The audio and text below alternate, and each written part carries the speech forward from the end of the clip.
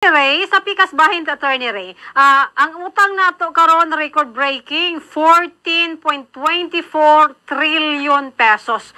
Unsa kana ang epekto? Ay particular sa ordinaryong tao kay mag-ingon ang uban attorney, wa man koy labot, wa ko kita ng utang, wa man kong gunit og kwarta, wa man kulang utang. Sa ato mga ordinaryong katawhan Attorney Ray. Well, ang tanaw nato kanang nominal figure. Nidako jud ang utang per person buwed na. Murag ikaw ug ako karon natay utang murag 500,000. Oo, bola. 500,000 ato ng cargo share sa utang sa atong national government. So as of now, no, ang usa ka Pilipino na utang 500,000 mo na ginaingon nga per capita. Yes, murag bahin nato sa national debt. Pero tanawon mo guni mo ni siya bumbued na sa kanang overall picture.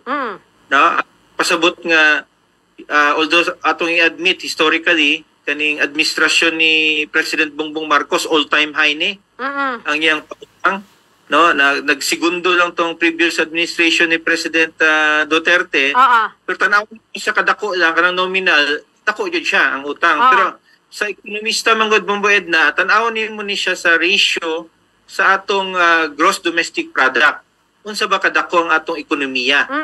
Kay kung nidako ang atong utang, ang atong ekonomiya nidako pud man. Bumbued na. Di nimo tan-awon sa figures sa for example panahon ni Pinoy ang atong ekonomiya mas gamay, karon mas dako atong ekonomiya.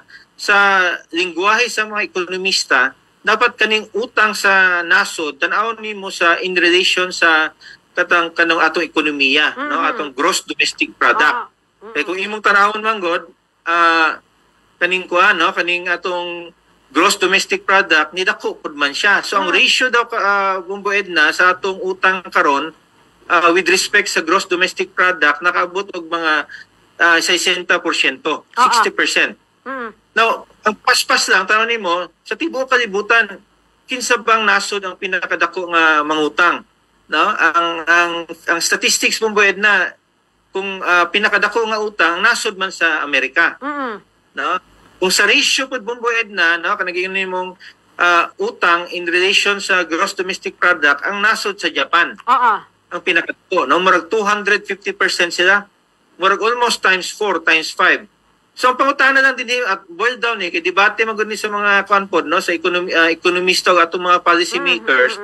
Ang pangutana, asa nimo nagigamit ang imong pangutang?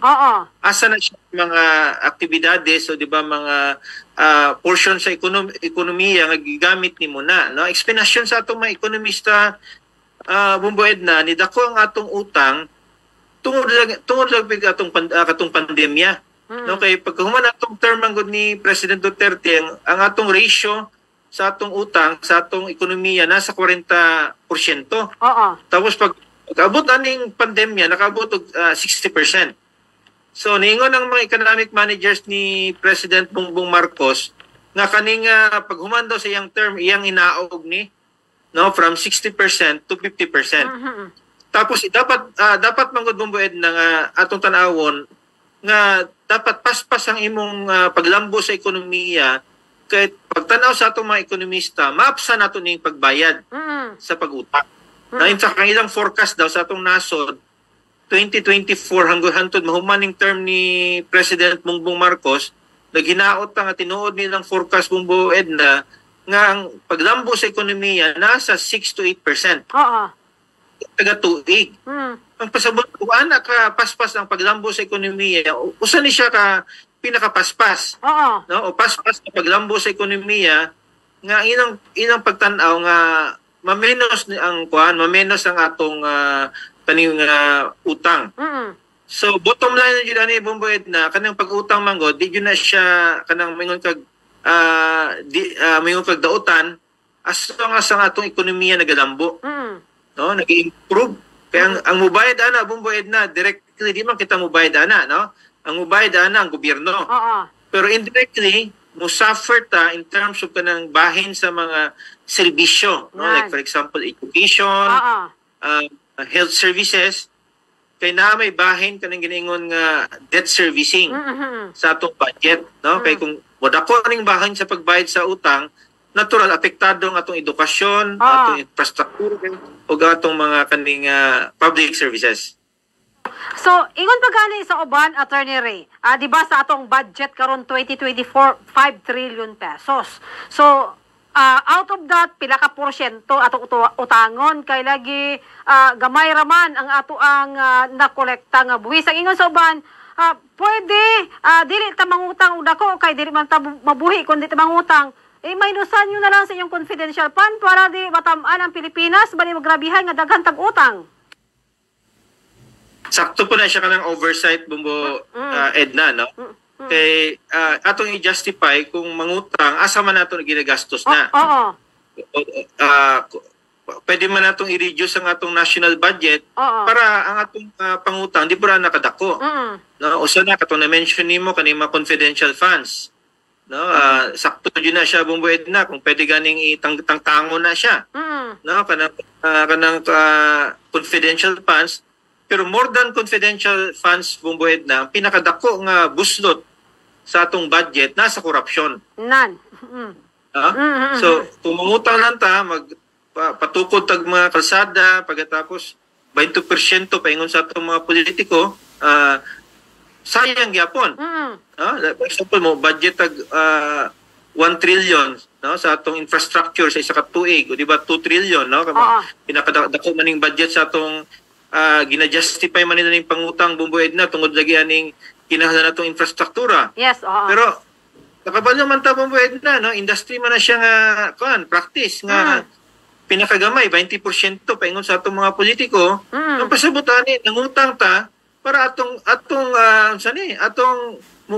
butang tag kwarta sa atong mga bulsa sa atong mga politiko.